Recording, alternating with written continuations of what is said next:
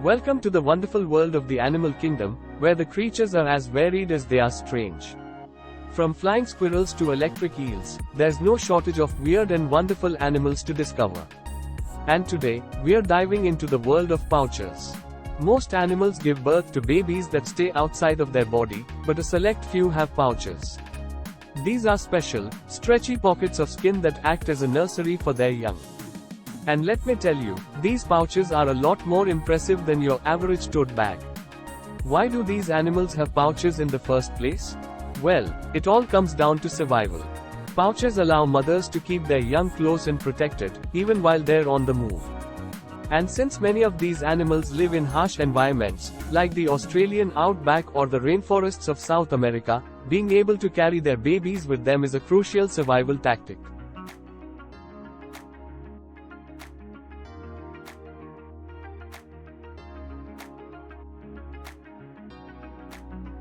Kangaroos.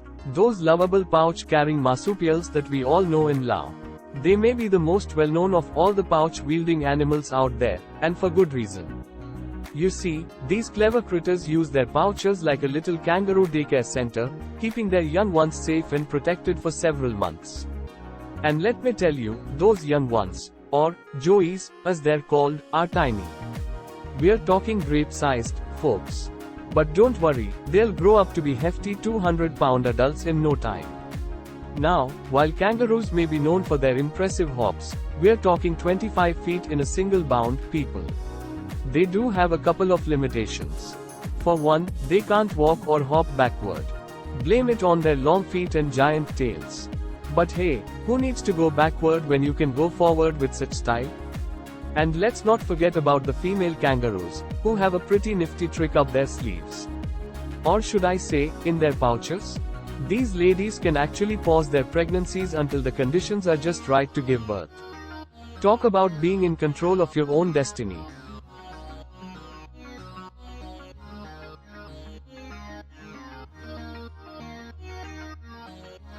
Let's talk about the Virginia opossum. This funky-looking critter is the only marsupial in all of North America. Yep, you heard that right, the only one. And you know what that means? They're basically the marsupial royalty of the continent. Now, just like their kangaroo cousins down under, baby opossums are protected in their mama's pouch while they develop and nurse. And what do we call these tiny pouch potatoes? You guessed it, joeys. But when they grow up, they become Jacks and Jills. I mean, can you even handle the cuteness of these names?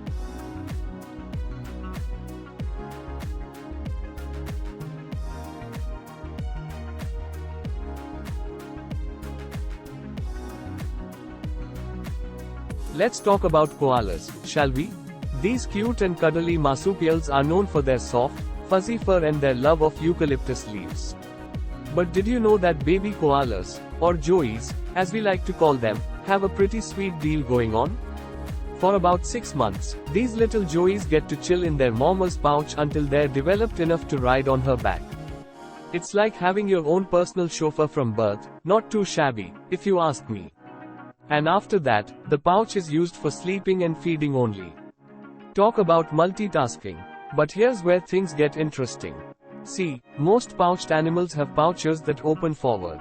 Not the koala, though. Nope, their pouch opens backward towards their hind legs.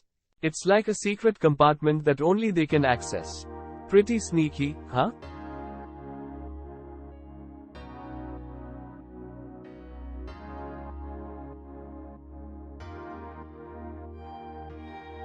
The Tasmanian devil.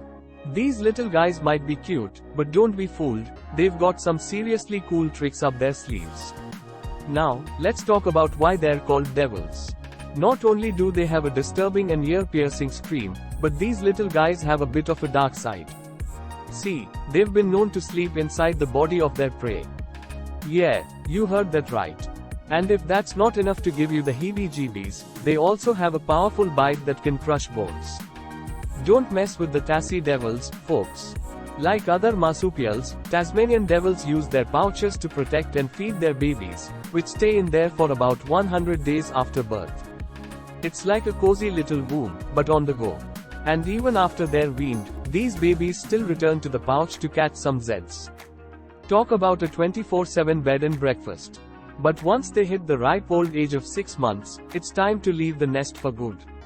They're all grown up and ready to take on the world, or at least the Tasmanian wilderness.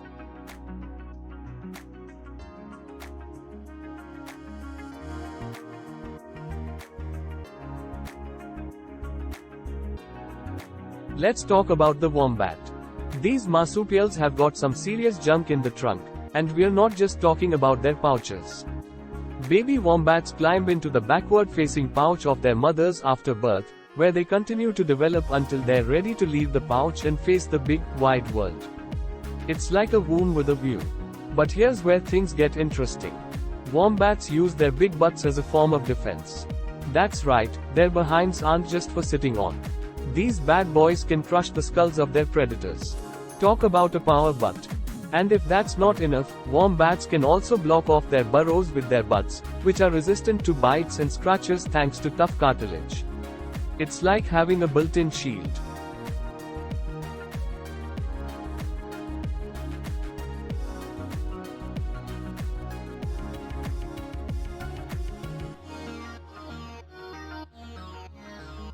There's a new pouch-wearing marsupial in town. We're talking about the wallaby. These guys are like the helicopter parents of the marsupial world. Like kangaroos, they don't kick their babies out of their pouches once they're grown. In fact, you might find two joeys inside a wallaby's pouch, one that's just a little baby and the other fully developed. Talk about taking your time to leave the nest. When they're not lounging around in their pouches, wallabies are mostly nocturnal and spend the day resting. They like to chow down on tree leaves, grass, and roots, basically, the plant-based version of a balanced diet. And get this, a group of wallabies is called a mob. That's right, they're like a gang of cool marsupials, hanging out and doing wallaby things. So there you have it, the wallaby. Slow and steady wins the race, or in this case, slow and steady stays in the pouch. But don't underestimate these guys. When they're not napping, they're part of a mob that's ready to take on the night.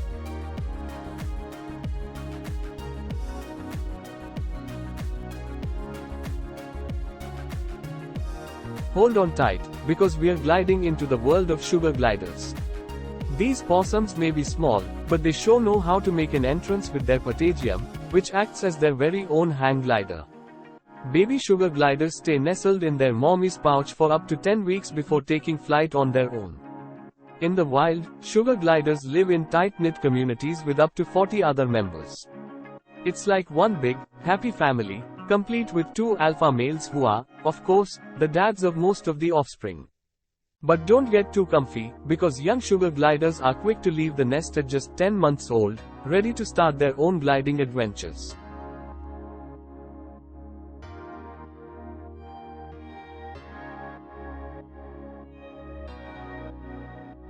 Let's talk about seahorses, the only animal where the males get to have all the fun of pregnancy. These dudes have a nifty little brood pouch where they incubate their babies. When it's time for the little ones to see the world, they just shoot out of the dad's pouch like rockets. But let's not forget about the lady seahorses. While they don't have the brood pouch, they do produce the eggs that the male fertilizes in his pouch. It's like a little seahorse nursery inside the dad's tummy. And depending on the species, seahorses can produce anywhere from 50 to a whopping 1500 eggs. That's a lot of babies to take care of, but luckily the male seahorse is up for the task. It's like he's got a built-in baby carrier.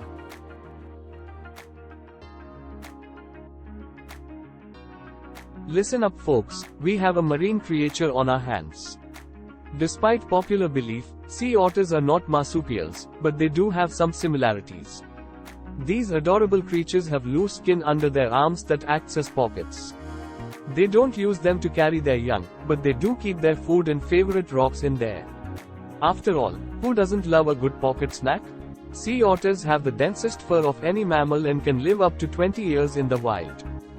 Don't be fooled by their small size. Male sea otters can weigh up to a whopping 70 pounds, while females can reach up to 50 pounds. That's one heavy pocket to be carrying around.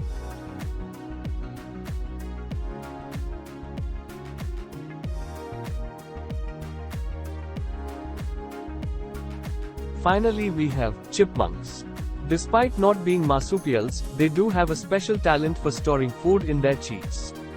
I mean, who needs a grocery bag when you have cheeks that can expand to the size of your entire body? That's some impressive stuffing skills right there. When it comes to gathering food, these little critters are no slouches. They can collect up to 165 acorns in a single day. That's a lot of nuts to squirrel away for winter. And speaking of squirrels, did you know that a group of chipmunks is called a scurry? How cute is that?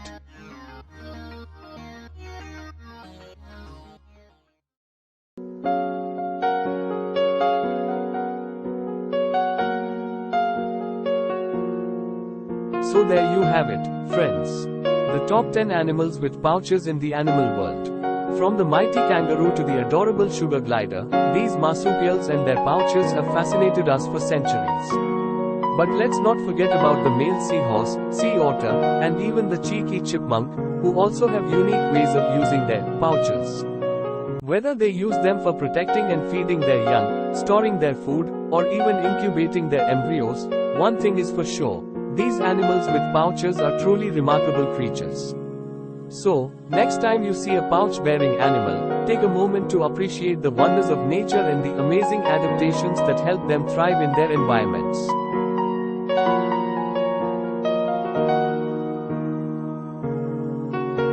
And that concludes our showcase of the today's topic. We hope you enjoyed this video. If you haven't already, please subscribe to our channel and don't forget to share this video with your friends, family, and relatives so that they too can enjoy videos on wild animals. Thank you for watching, and we'll see you in the next one.